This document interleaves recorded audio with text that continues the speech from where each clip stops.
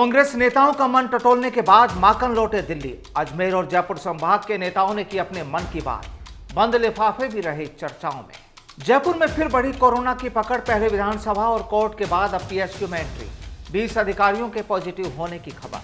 भ्रष्टाचार के खेल के बाद एमडीएस यूनिवर्सिटी के वीसी को किया निलंबित। लाखों के खेल का हुआ था खुलासा। दूसरे लोग भी एसीबी के राडार पर। भारत चीन मसले पर अब हुई उच्च स्तरीय बैठक। रक्षा मंत्री के साथ कई आला अधिकारी बैठक में रहे मौजूद। वर्तमान हालात पर नजर। और सेशन कोर्ट ने खारिज की रिया की जमानत अर्जी। भाई शोविक और रिया भी रहेंगे जेल में। अब हाई कोर्ट में दायर होगी जमानत याचिका। नमस्कार, देश प्रदेश की तमाम अहम खबरों के न्यूज बुलेटिन एट 7 PM में मैं हूं आपके साथ प्रदीप आजाद। और आइए विस्तार से नजर डालते हैं उन खबरों पर जो सुर्खियों में रही। संतुष्ट और असंतुष्ट विधायकों और नेताओं का मन टटोलने के बाद प्रदेश प्रभारी अजय माकन दिल्ली रवाना हो गए। दिल्ली रवाना होने से पहले माकन ने कहा कि अजमेर और जयपुर संभाग के 175 सीनियर नेताओं से हमने बात की है। सभी ने अपनी अपनी बात कही। इस दौरान जनता की परेशानी पर भी बात हुई। बता दें कि जयपुर संभाग के फीडबैक के दौरान कई नेताओं ने निर्दलीय विधायकों को ज्यादा तवज्जो मिलने की शिकायत की है। वहीं सीकर के 3 नेताओं दीपेंद्र सिंह शेखावत, वीरेंद्र सिंह और सुरेश मोदी ने अपने विचार रखने की बजाय बंद लिफाफे में अपने मन की बात माकन को सौंपी है। वहीं सचिन पायलट ने इस मामले में जल्द एआईसीसी कार्रवाई की उम्मीद जताई है। कोरोना के चलते अटकी परीक्षाओं का दौर एक बार फिर शुरू हो गया है। जेईई की परीक्षा के बाद अब नीट की परीक्षा 13 सितंबर को होने जा रही है। वहीं राजस्थान यूनिवर्सिटी की परीक्षाएं 18 से शुरू होंगी, जबकि आरपीएससी की एसीएफ की परीक्षा 26 को होनी है। ऐसे में यूनिवर्सिटी और एसीएफ की परीक्षा एक ही दिन पड़ रही है। इसके अलावा प्री बीएड की परीक्षा 16 सितंबर को होनी है। 20 से 27 सितंबर से एसीएफ और एफआरओ की परीक्षाएं भी शुरू होंगी। स्टूडेंट्स एक दिन में 2 परीक्षाएं कैसे देंगे? ऐसे में छात्रों में दुविधा की स्थिति पैदा हो गई है। राजस्थान में सियासी उथल-पुथल के बाद प्रदेश के पुलिस महकमे में अब तबादलों को लेकर जंग छिड़ गई। दौसा जिले में थाना प्रभारियों के तबादले को लेकर पुलिस महकमे के 2 आला अधिकारी, दौसा एसपी और जयपुर रेंज के आईजी के बीच गहमागहमी पड़ गई है। दरअसल प्रदेश में पंचायत चुनाव की घोषणा के बाद आचार संहिता लागू होने के दिन दौसा एसपी मनीष अग्रवाल ने बिना उच्च अधिकारियों की मंजूरी के थाना प्रभारियों के तबादले कर दिए, जिसके बाद Jaipur range IG S Sengathir ने इन तबादलों को निरस्त करने का फरमान सुना दिया, जिस पर दौसा एसपी ने कहा कि अकेले दौसा में ही ऐसे तबादले नहीं हुए, अन्य जिलों में भी हुए हैं।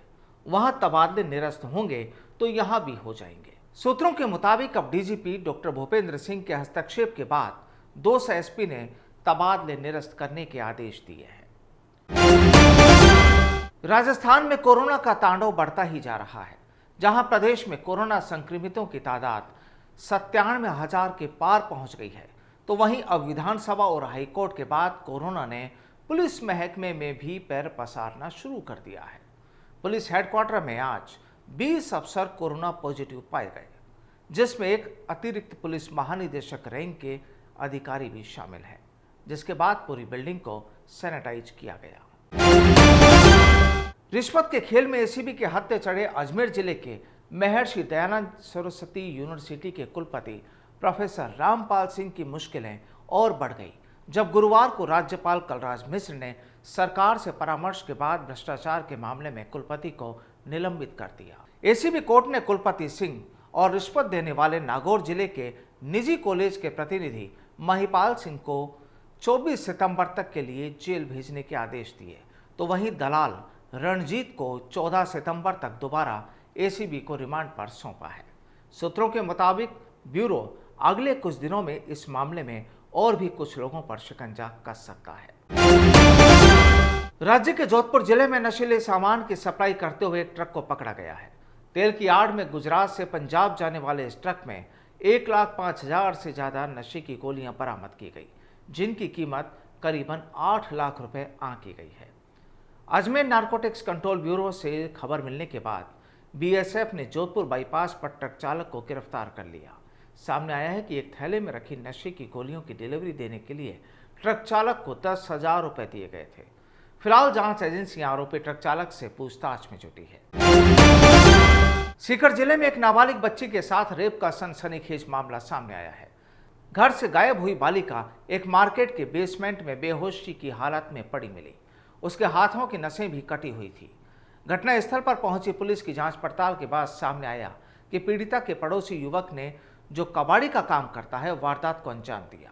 जानकारी के मुताबिक आरोपी ने पीड़िता को नशीला पदार्थ खिलाकर दुष्कर्म किया और फरार हो गया।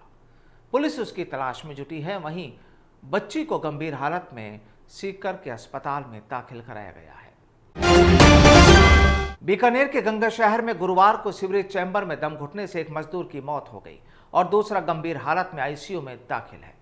दरअसल शहर में सीवरेज लाइन बिछाने का काम चल रहा है और चैम्बर की नाप लेने के लिए मजदूरों को नीचे उतारा गया था।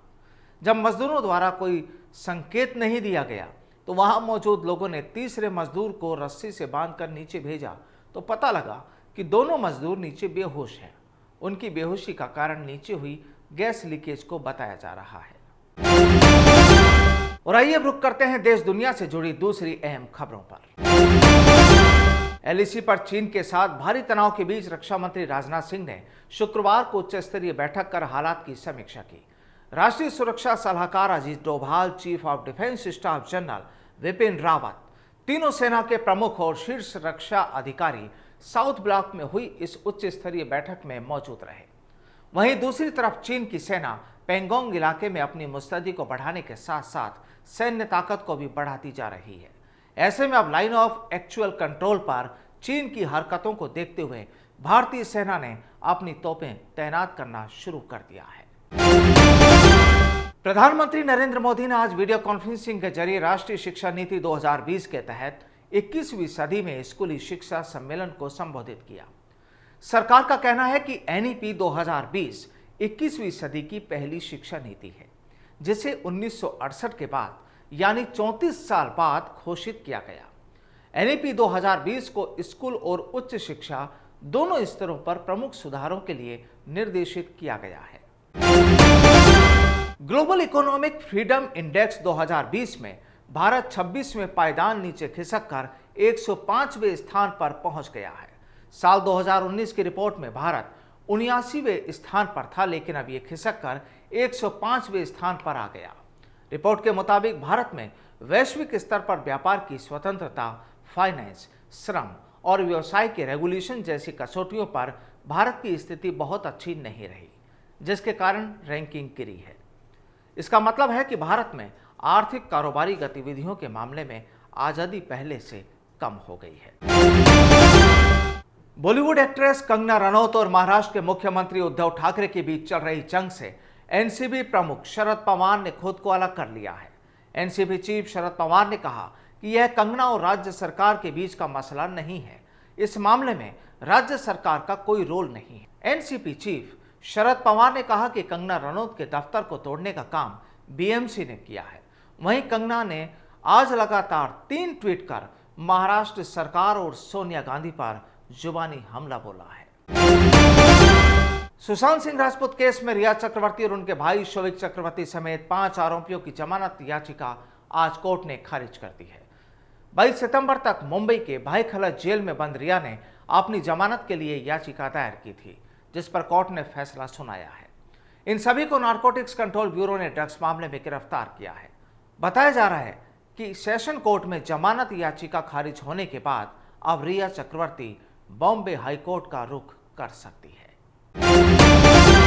और आज के बुलेटिन में फिलहाल इतना ही। मुझे दीजिए इजाजत। नमस्कार।